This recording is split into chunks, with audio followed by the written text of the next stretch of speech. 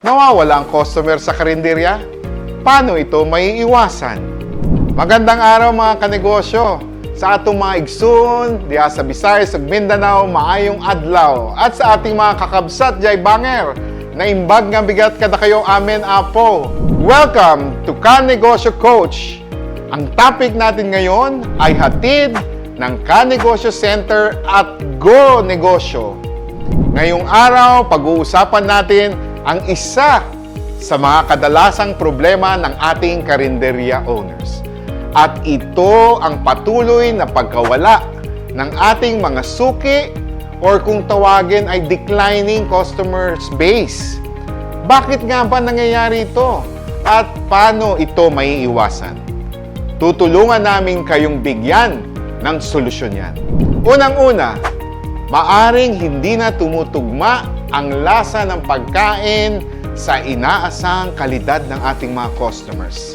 Ating balikan ang mga sangkap at proseso sa pagluto at tiyakin na maayos at ayon sa ating nakagisnang pamantayan o kung tawagin ay standards ng ating pagluluto.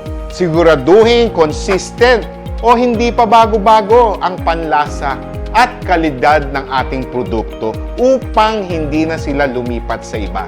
Marapat na mag-random taste test at magtanong sa inyong mga suki kung may nais silang baguhin o idagdag para sa nararapat na panlasa. Pangalawa, may problema ba sa serbisyo?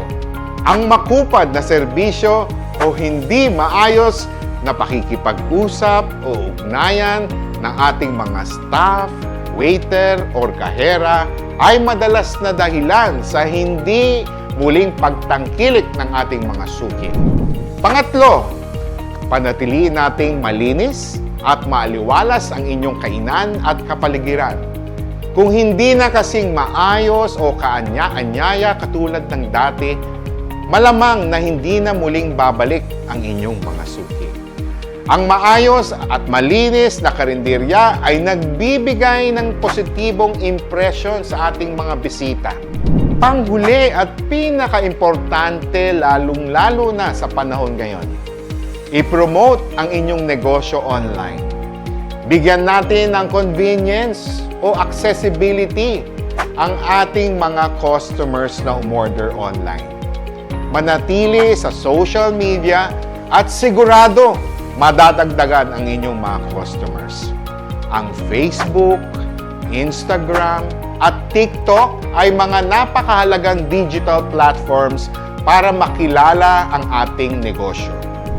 Tandaan, ang maalam na negosyante ay higit na mayroong oportunidad na umasenso.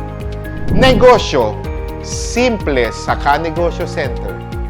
Panoorin din natin ang ibang Kanegosyo coaching video para sa karagdagang kaalaman.